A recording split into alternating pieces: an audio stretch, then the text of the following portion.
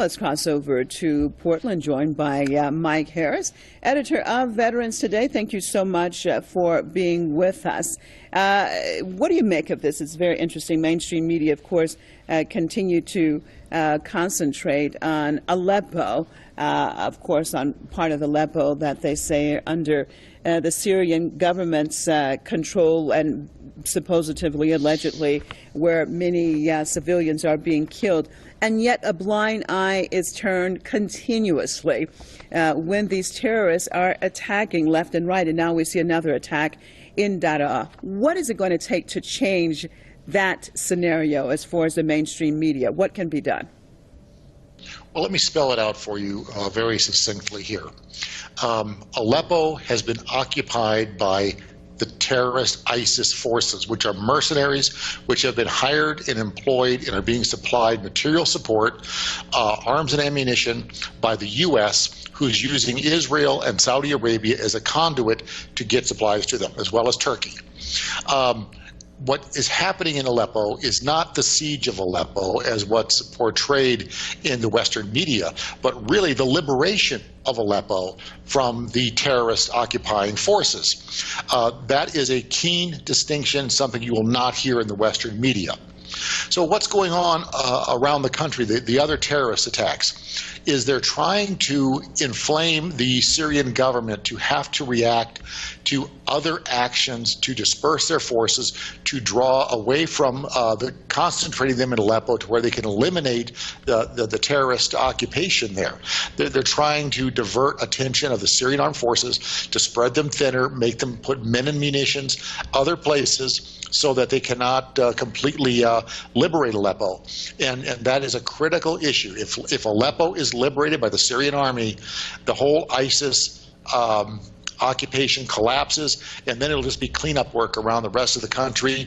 The terrorists, the mercenaries who've been hired, will be running like rats, trying to get away. You can count on it. And God bless the Syrian army, and God bless the Russians for supporting them.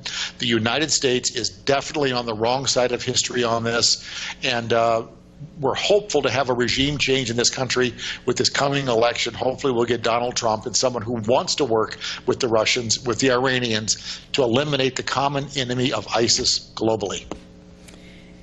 What has happened? You mentioned your government, and we look at this situation, as you said, that Aleppo had been occupied and hopefully on its way to being freed very soon. But yet there's a totally different so-called reality that is being shown to the average American.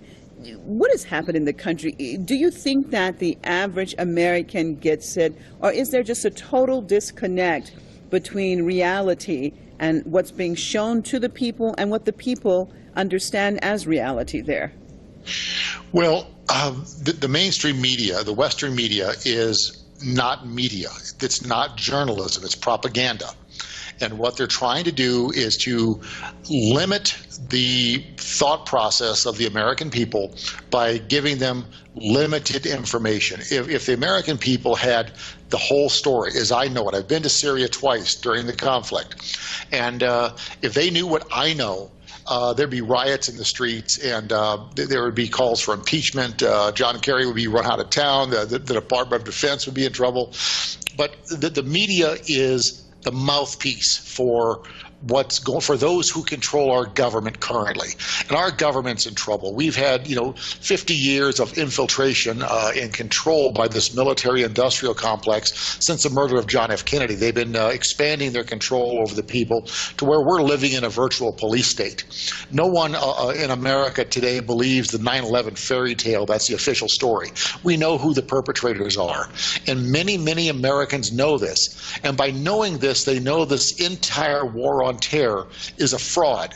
And this whole parsing words of saying, oh, the rebels, the freedom fighters who are entwined with the terrorists. No, they're all terrorists. The U.S. is a state sponsor of terrorism. Saudi Arabia is. Israel is. Turkey is. And it's time to change this. It's time for the entire world to condemn such activities and do so openly. But if they do, we have to be willing to take the risk, and Russia is. I admire them. I admire the Iranians. I admire China, because China is starting to push back a little bit on this too. The bullshit story is wearing thin, and people globally are seeing through it. The American people are going to be the last to see this because of the suppression of the media, because it is a propaganda tool. It is no longer journalism. And in the interim, thousands of people, though, continue to die across the world. Thank you so much for being with us out of Portland. Editor of Veterans Today, Mike Harris.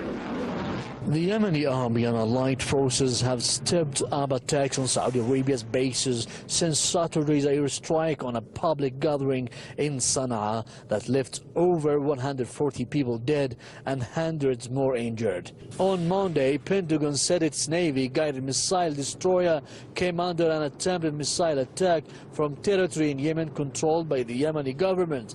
However, the Yemeni army says such a claim is not true, and Washington is using the issue as a pretext to divert attention from Saudi Arabia's latest massacre.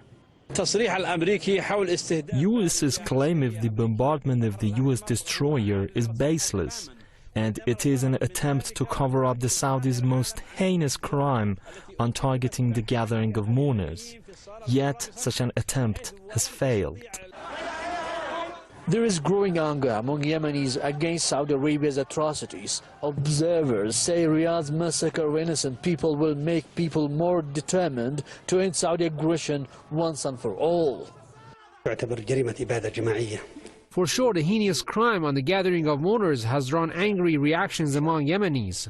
They have become resolute to end the Saudi aggression by all means possible. The Yemeni government will strike a heavy blow to Saudi forces. Yemeni fighters have already conducted retaliatory operations inside Saudi Arabia and have inflicted heavy losses on its mercenaries in Lahij, Marib, and Jaf province. Muhammad Muftah, who is leading a political party affiliated with the Ansarullah movement, stressed that Saudi Arabia would not dare to commit such crimes against innocent civilians without the consent of the U.S. Saudi Arabia has been pounding Yemen since March 2015 in spite of harsh criticism by many human rights groups and international organizations. Despite the pressure, the US and the UK, as Saudi's main arms supplies, keep providing the kingdom with advanced and sophisticated weapons, many of them used against Yemenis.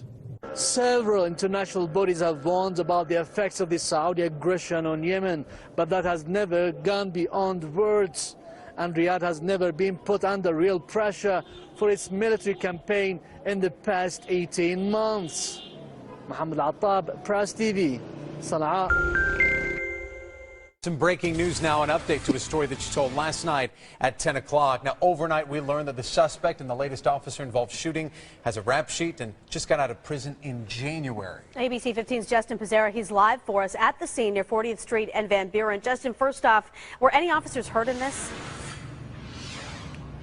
Yeah, that's the good thing, Danielle. No officers were hurt, but I got to tell you, this guy did not want to go back to jail. He had on that body armor, and at one point, he was even hiding behind a police squad car, a Tahoe, just like that one. Now, this all started when someone called police saying a guy had a gun in this area. So police, they showed up. They did see that he had a gun, but the guy made a run for it. So they ended up surrounding him. That's when he pointed that gun at officers. He was doing everything to hide. He was taking cover behind that police Tahoe. Then he runs behind an electric box. There was actually a power outage here because police just shot up that transformer. The suspect did end up getting shot multiple times. 4 police officers did open fire on that suspect. He is in the hospital. He is expected to survive this morning. We're expecting more on that guy, on that suspect, to be released later today. We're live in Phoenix. Justin Pizzera, ABC 15. 4 minutes after 5. A bizarre case unfolds in Blue Springs overnight. Yeah, police found one person dead at 1700 Southwest Park Avenue. And then chased a car to 30th and 7th Highway and found a shooting victim. And 41 Action News reporter Belinda Post is live with more on what police are doing to find the person responsible. Belinda? Well, Patrick and Lindsay, officers I just spoke to say they are working this crime scene right now. In fact, right here is where there was a gray vehicle that actually went off-roading and then landed in the woods. That could be the murder suspect's vehicle. We were dispatched to the 1700 block of Southwest Park Ridge in reference to numerous shots fired in the area. That's where police found a man shot to death in the parking lot of an apartment complex. They saw a gray car quickly drive away north on Highway 7. Two men eventually drove into the ditch, jumped out and ran into the woods, and a third man was found in the car who was suffering from a gunshot wound in his stomach. He is in serious condition and was taken to the hospital. He may be a suspect in the homicide as well. Police used dogs to try to find the suspects, but so far they are still on the run. Now, officers and crews will likely be towing that gray car away here shortly. In the meantime, we will be working to find out more information and bring that to you. Reporting live, Belinda Post, 41 Action News Today. 5:32, a person of interest in the death of Baltimore rapper Lord Scooter has been killed. Police say Cortez Mitchell was shot while sitting inside a car near the intersection of Baltimore and Monroe Streets Monday. Investigators say Mitchell was one of several people police were looking into in connection with Tyrese Watson's death. The rapper was shot and killed in June as he was leaving a peace rally in Northeast Baltimore.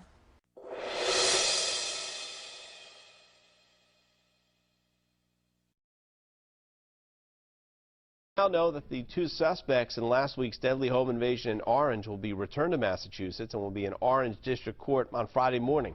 The two suspects were both in court in Virginia on Tuesday. Joshua Hart and Brittany Smith are both from Athol, but they were found in a Walmart parking lot in Lexington, Virginia on Saturday. They waived their rights to an attorney and waived their right to extradition. They were arraigned as fugitives from justice.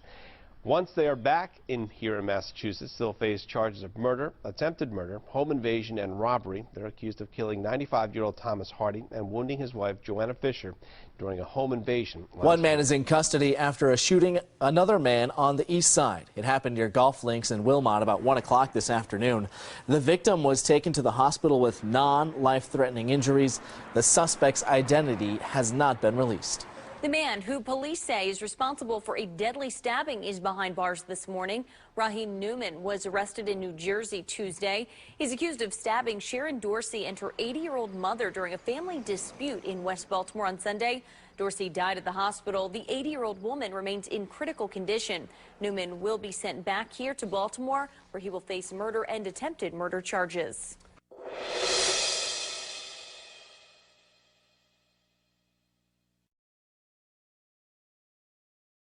And now we're joined out of London by Mr. Masood Shahjedeh, Islamic Human Rights of the Islamic Human Rights Commission. Thank you for joining us here, Mr. Shahjedeh, one more time here on Press TV's Top 5.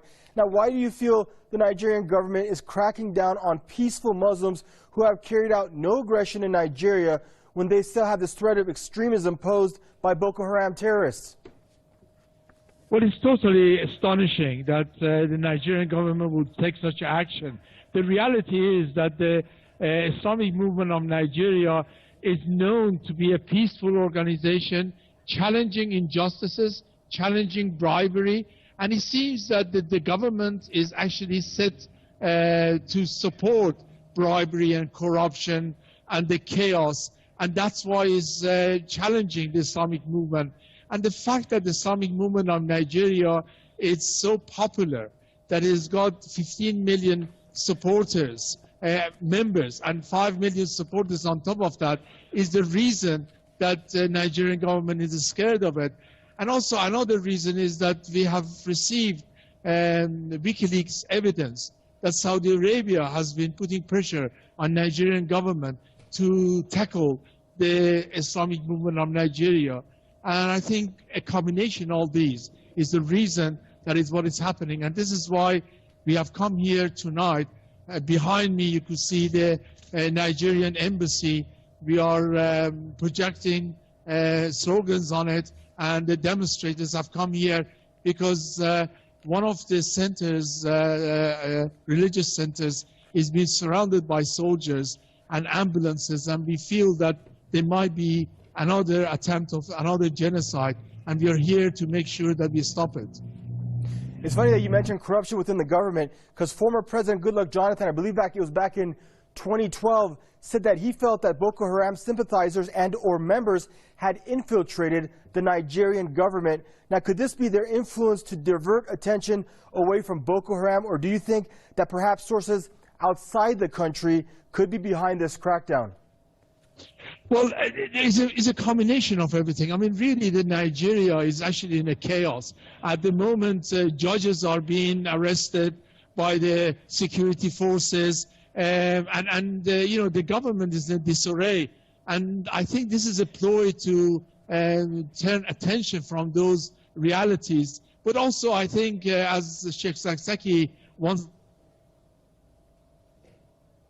the Nigerian army, and you know, so there is a lot of evidence that there are elements in the government, there are elements in the army which are actually supporting and doing this. And I think we need to sort of make sure that justice prevails. And unfortunately, I think the reality is that I don't think justice is going to be prevailing from inside, and we need to put pressure from outside.